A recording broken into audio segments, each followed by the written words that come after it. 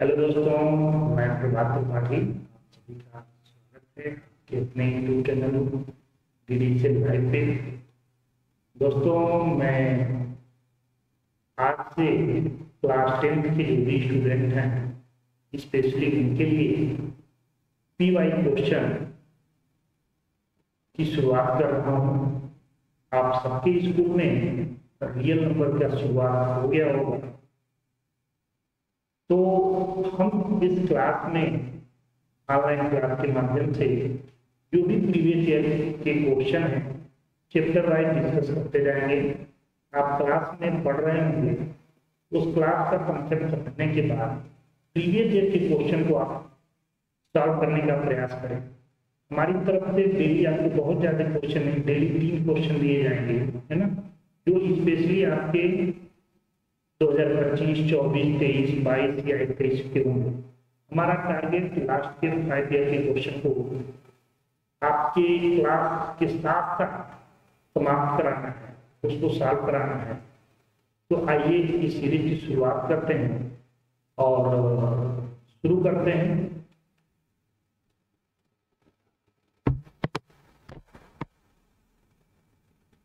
जैसा कि आप देख पा रहे हैं, जो पहला क्वेश्चन ये कर रहा है, if two positive integer p and q can be expressed as p equal to 1, p equal to 18, a square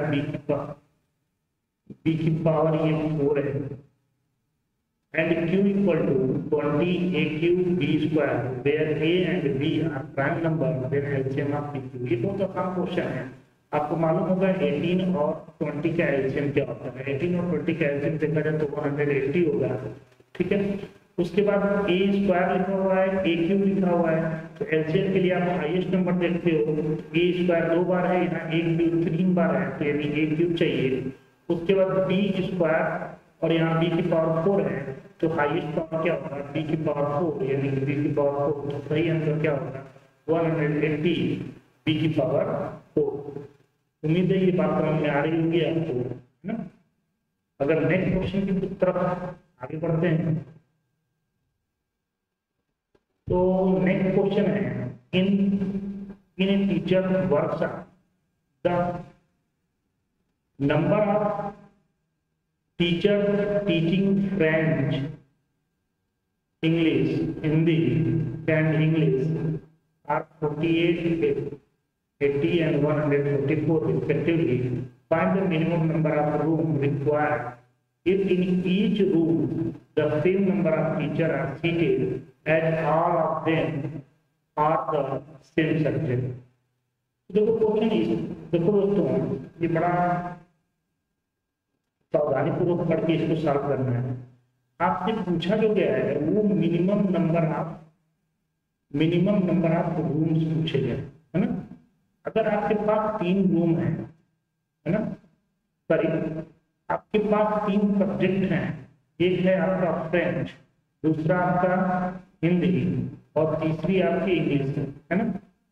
अगर आप फ्रेंच के टीचर की बात करें तो ये 48 हैं, इधर देखा जाए तो हिंदी के 80 हैं और इंग्लिश के देखा जाए तो 144 है।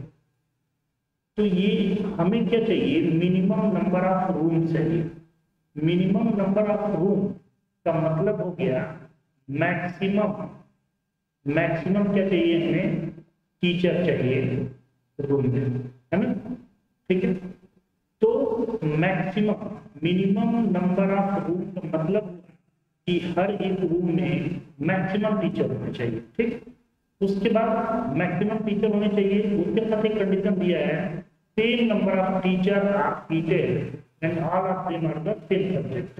मतलब हमें क्या चाहिए, रूम स्पेशली हमारा होना चाहिए क्या, रूम मिनिमम हो, आदमी उसमें क्या चाहिए, उसके लिए मैक्सिमम चाहिए। कंडीशन है जिसमें फ्रेंच के होने चाहिए वो फ्रेंच ही होंगे ओनली, हिंदी वाले हिंदी में होंगे और इंग्लिश वाले इंग्लिश के लिए होंगे। इसलिए हम करेंगे क्या, सबसे पहले आपको यही पे समझना होगा कि एलसीएम निकालना है या एचसीएफ निकालना। मिनिमम नंबर ऑफ रूम लिखा हुआ, इसी को बच्चे पढ़ के लिस्ट कॉमन फैक्टर निकालने लगते हैं, लेकिन आइए आप गलत कर जाएंगे। मिनिमम नंबर ऑफ रूम, इसका मतलब ये हुआ कि मैक्सिमम नंबर ऑफ टीचर, और मैक्सिमम नंबर ऑफ टीचर, यहाँ टीचर्स की संख्या दी हुई है ये 48, 80 और 140। तो मैक्सिमम नंबर ऑफ टीचर निकालने का मतलब हो गया कि इन तीनों का हमें क्या निकालना होगा, एचसीएफ निकालना होगा। अब अगर उम्मीद है अगर ये समझ पा रहे होंगे आप, तो आप लिखेंगे 48 क्या होता है, अगर 48 की बात करें तो 16 या 48, 80 की बात करें तो 16 बचे 80, और 144 की बात करें तो 16 नवा 144, है ना। तो आप देख पा रहे होंगे कि इसमें कॉमन क्या है, तीनों में 16 है, तो इसका एफ क्या होगा, आप कहेंगे 16, है ना। लेकिन ध्यान रहे आपसे क्या पूछा गया है, आपसे ये पूछा गया है मिनिमम नंबर ऑफ रूम्स पूछा गया है ना। तो एक रूम में मैक्सिमम कितने लोग होंगे, 16 लोग, है ना। तो अगर रूम्स की संख्या बात करें तो जैसे 48 है, तो 48 वालों को कितने रूम चाहिए, प्लस 80 वालों को कितने रूम चाहिए, प्लस 144 वालों को कितने रूम चाहिए, है ना।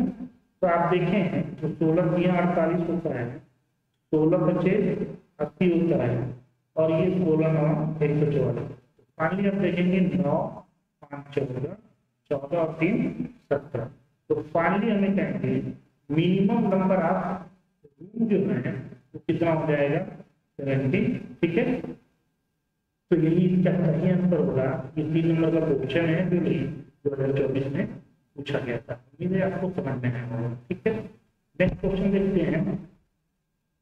सो दैट द नंबर 5, 11, 17, 3 और 11 इज ए कंपोजिट नंबर। बड़ा आसान सा है, अगर आप दोनों को ध्यान से देख पा रहे हो तो ये 17, 5 और 11 है, और ये 3, 11, दोनों में कॉमन क्या है, 11 कॉमन है।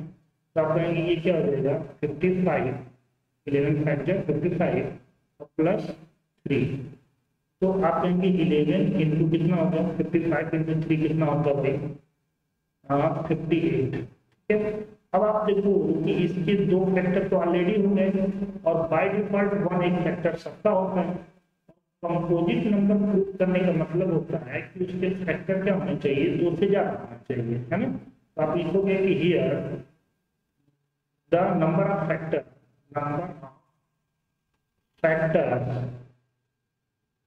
इज 3, इसलिए